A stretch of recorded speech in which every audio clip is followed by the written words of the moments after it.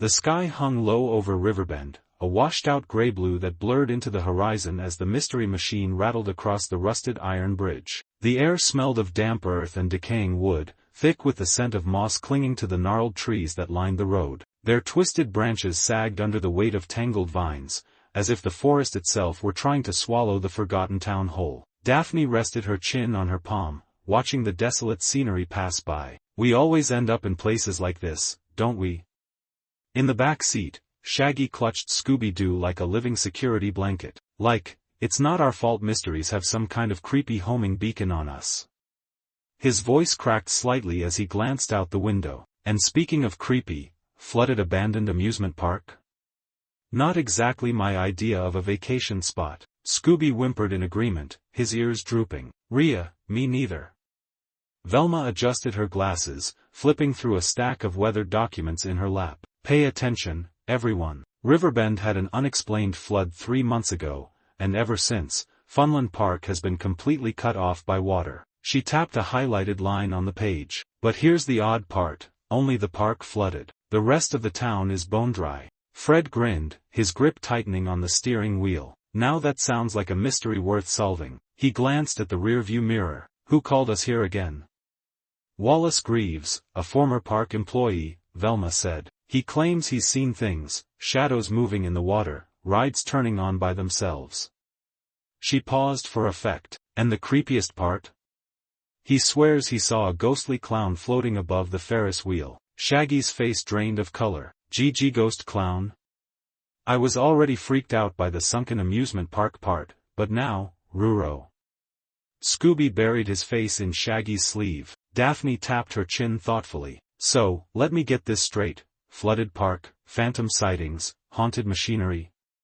Sounds like a classic Scooby-Doo mystery to me." Fred nodded. "Exactly, and we're going to get to the bottom of it." The mystery machine rolled to a stop in front of Funland Park's entrance, its headlights cutting through the gloom. The sight before them was something out of a nightmare. A massive wrought iron gate, eaten away by rust, stood crookedly at the entrance, its broken sign swaying on a single chain. Beyond it, the park lay half submerged in still, murky water. The skeletal remains of roller coasters and game booths jutted from the surface like the ribs of a drowned beast. Strangest of all, a few scattered lights flickered weakly among the ruins, as if the park refused to die. Velma crouched, pressing her fingers into the dry dirt. "This ground is completely parched, but the park is underwater. It doesn't add up." Daphne frowned, pointing toward the Hall of Mirrors. The building's glass facade was cracked and filthy, except for one pane, wiped clean as if someone had polished it recently. Fred tested the gate, rattling the padlocked chains. "Locked tight. Someone doesn't want visitors." Shaggy took a step back. "Great.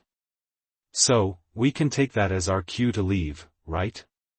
Velma grabbed his sleeve. "Not a chance. We need to find Wallace Greaves." Fred's. One by one, they squeezed through the narrow opening, stepping onto the rotting wooden walkways that wound through the flooded park. The planks groaned underfoot, slick with algae. The air was heavy with the stench of stagnant water, and somewhere in the distance, metal groaned like a dying animal. Scooby's nose twitched. "Rhea, smell something weird." Shaggy swallowed hard. "Weird like mystery meat hot dog weird, or weird like haunted nightmare fuel weird?" Before Scooby could answer, a sharp burst of static crackled through the air. The gang turned just in time to see the rusted carousel in the center of the park shudder to life, its broken lights flickering. Velma's eyes widened. "That's impossible. This place shouldn't have power." Shaggy stumbled back. "Then someone left the ghosts running."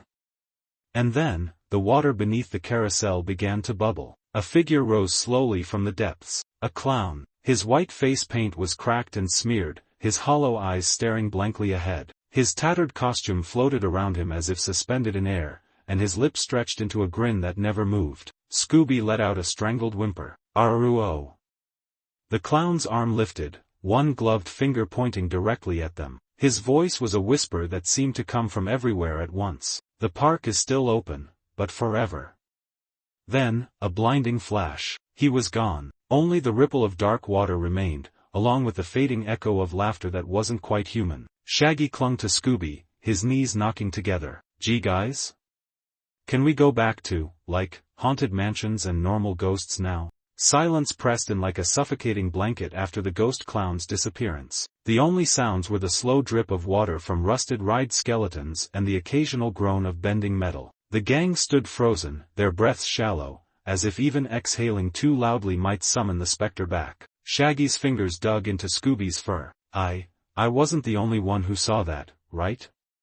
Velma adjusted her glasses, though her hands trembled slightly. Definitely not. But illusions can be just as real as ghosts if the mechanics are convincing enough. Fred swept his flashlight beam across the water's surface. Could have been a projection, smoke and mirrors to scare us off. Daphne pointed to the disturbed water beneath the carousel. Projections don't make waves. Something physically came out of there. Scooby sniffed the air, his ears swiveling. Real, smells like wet fur, and bad popcorn.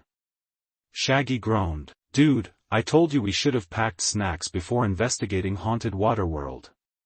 Before anyone could reply, a distant bell tolled.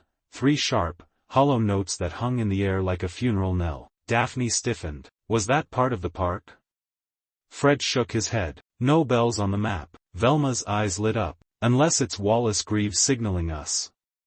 Following the sound, they picked their way across a warped wooden walkway, its planks slick with algae. Fog curled over the water's surface, obscuring everything beyond arm's reach. Shaggy focused straight ahead, refusing to look down at the inky depths, until something caught his eye. That boat wasn't there before, was it? A decrepit riverboat, half-submerged, drifted near the entrance to the Phantom River ride, an old dark water attraction. Its peeling paint and broken mast gave it the look of a ghost ship. Fred frowned. That should be docked at the pier. Velma crossed her arms. There's no current strong enough to move it. Daphne's gaze traveled to the ride's gaping tunnel mouth, where their flashlight beams vanished into the abyss. If there are answers here, they're in there. Shaggy's voice cracked. Guys, Phantom River. That's like naming a place Murder House and expecting not to get murdered. Fred grinned. Then it's a good thing we're the ones doing the investigating. The bell rang again, closer now. Daphne squared her shoulders. We're going in. Fred grabbed a splintered oar from the boat and pushed it toward the tunnel entrance. Scooby, Shaggy, you coming? Shaggy looked to Scooby for solidarity, but the Great Dane was already clambering into the boat, hiding behind Velma. Aria, rather not stay here.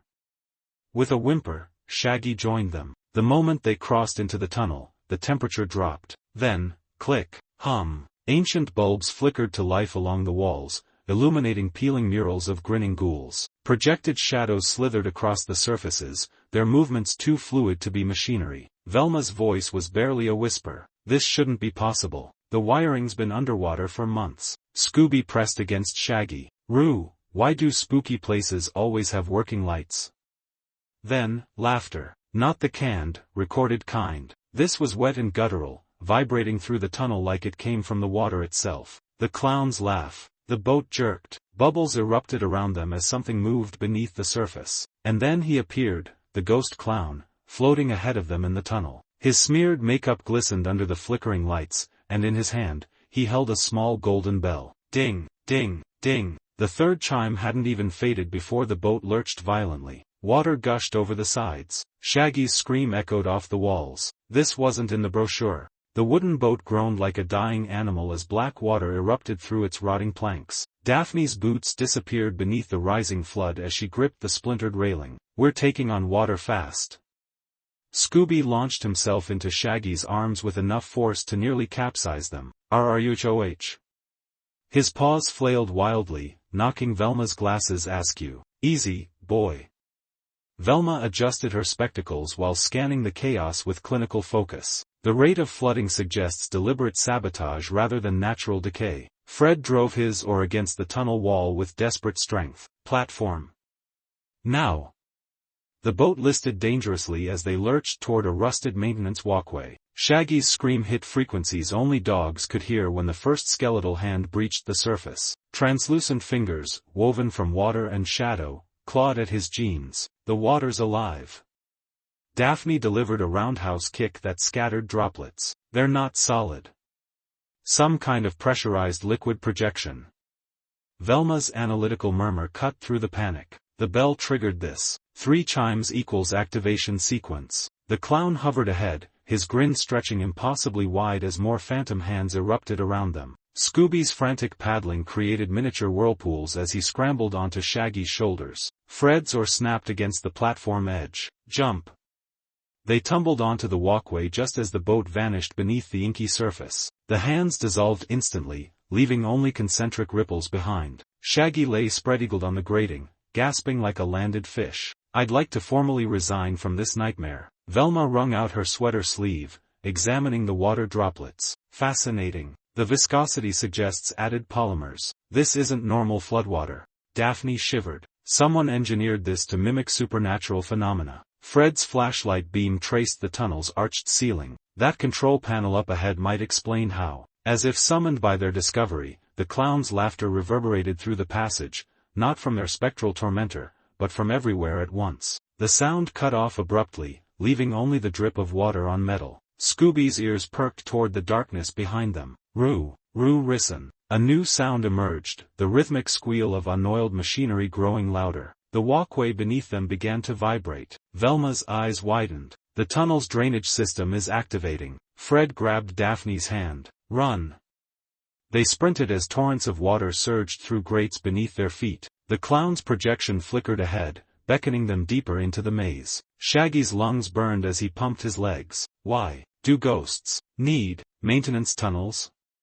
The answer appeared around the next bend, a reinforced door marked, "Control Room." Fred slammed his shoulder against it just as the floodwaters reached their ankles. The door gave way to reveal a scene that froze them in their tracks. Wallace Greaves stood amid a jungle of humming equipment, his hands frozen over a bank of switches. The golden bell sat prominently on the central console, its surface gleaming under the flickering monitor lights. "You're not supposed to be here," he whispered. Then his gaze dropped to the security feeds showing the still floating clown. "And neither is he." From the shadows behind Wallace, a new figure emerged, Park Manager Langley, grinning as he tossed a duplicate golden bell from hand to hand. "Right on time," he chuckled. "Now let's see how you handle the main attraction." His thumb pressed the bell's clapper 3 times. Somewhere in the flooded park, massive pumps groaned to life.